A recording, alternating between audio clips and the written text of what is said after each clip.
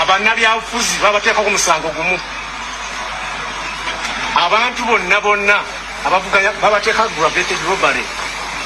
Gye bali bamaze emyaka 5, myaka 7 ngoza kyekigendererwa. Ekyokuba nti ne bano basaavinga obusibe nga tebanaana kuwoza. Kyekiwaki gogamba otya nti akasimu kogamba kebabbira mu lujjudde ak'emitwalo 15-20. N'ogamba nti oli yakozesa kyambe n'akasweta akakiragala nti ebyo bigenda kutwalira okusukka omwaka omulamba okuba nti otandika okukozesa b'ogamba nti bakola ki babibba. So kiri very clear. Era bwe tubuulidde kkooti guno omusango gwa byabufuzi kagenderere era kaakati naye mukiraba bonna be bakwata bakuumi ba His Excellency Robert Kyagulanyi Ssentamu nga n'omu teyali nakumpi mu nakuziika okwo. Ekigendererwa kiri very clear. Watasobola namuleetako obujulizi nti yaliyo mu kuziika. Tuli mu bagamba bw'onaaleeta fayiro bwe tujja okucyalenjinga omusango wateeka ku omu ataaliwo nyine fayiro yennyini bagikwese. Tubabuuza fayiro eri Kampala, fayiro eri Kampala. Baleete fayiro mu Nnambiro. Alright. Kati mumpuliriza bulungi nnyo wano. Mpuuga, Mayiga, Abedi Bwanika, Bwambwa Tekamwa n'abalala kyebagezaako okukola kyekintu kye baakola late Honorable Ssegirinya Muhammad.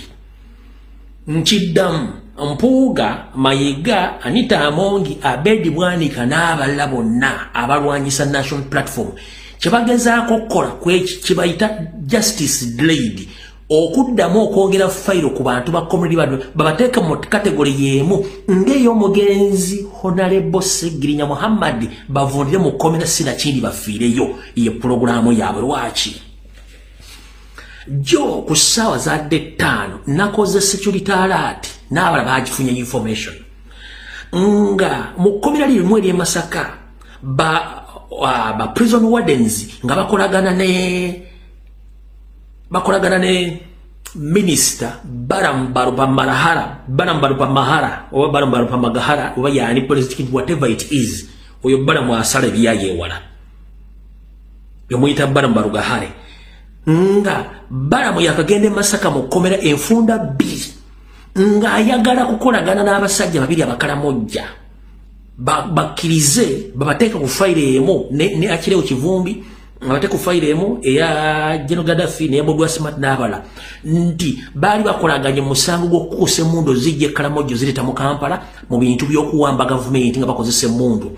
Abavubuka babiri bakalamojjo ne babajjamu okkomera ne babatwala nga bali babagezaako obakonvinsi nga bakkirize emisango gye bagamba nti baagiza babawe ssente boolva ne bajja mu sisitimu emisango gye beri kwakirewo ne banne babasiba mayisa obutava mu kkomera. Balamu yabirimu era eyo video nagikoze olunaku lwajjo.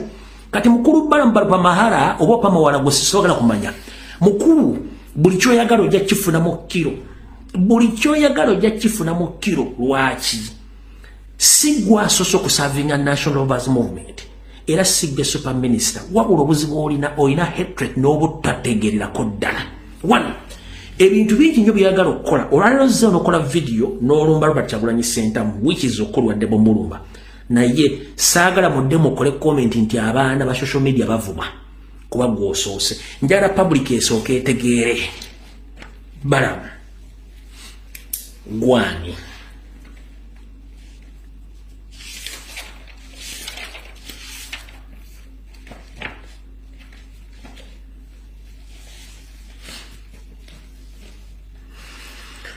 mbagambye Balamu ekyogenda ayongere fayiro ku bakomredi baffe ekyo yakikoze nakikodde video era abakalamu ku ayimba nga enyonza muganda affe Moses Kyesibugo gumwayitanga Moses Radio. Balamu yalina omukono mu kufa kwa Moses Radio.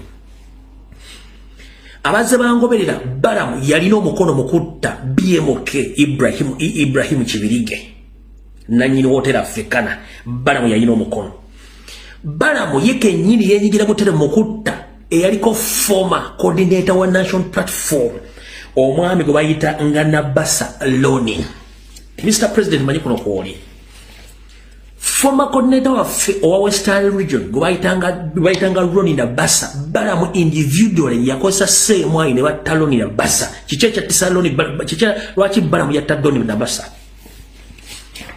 balamu yatandika okubeera bloka wa government nga agula abantu ba coordinators ba national platform nga batwalya mu 7 wabula bwe sente zabajjayo nga mutaba wa sente era mujjukire n'omuvubuka Ashibaga Katoka Kasawo Kavu ebizibu byonna byalina Kasawo Kavu sente zinga bazava mu State House wa mu 7 balamu zona yazimba yamwako laptop obana mwako ne milioni wagizali B okuvolo balamu Katoka Ashibaga Katoka yadda mukola ku sente na katula muvubuka yagweddalu oye balamu Barugahara kati mu yatwalya Ashibaga Katoka mu yatwalya coordinator of baita Ronnie Nabassa Ronnie Nabassa bafuna sente mu State House naye balamu nabbako ekitundu zali milioni 6 balamu nabbako ekitundu kati Ronnie Nabassa okubandi yali ava mu West yafuna access eddaye waayo seeri amusinkane balamu ba agent bene mugamba ba spy mu State House nti Ronnie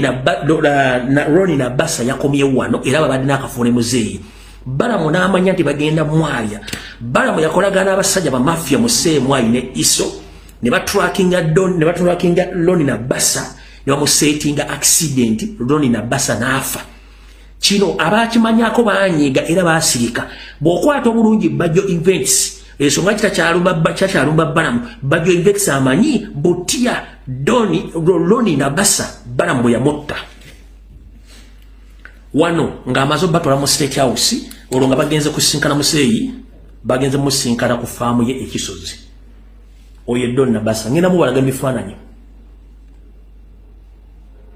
ebirala ngenda mujjabira bulungi nnyo ebiri kiriya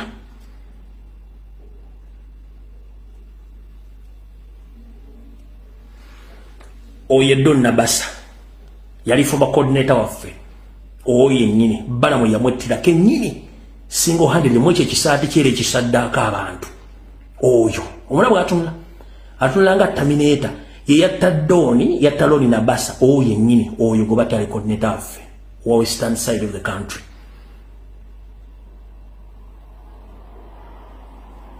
wano baali bagenze ku faamu ekisozi era mu kisaati kye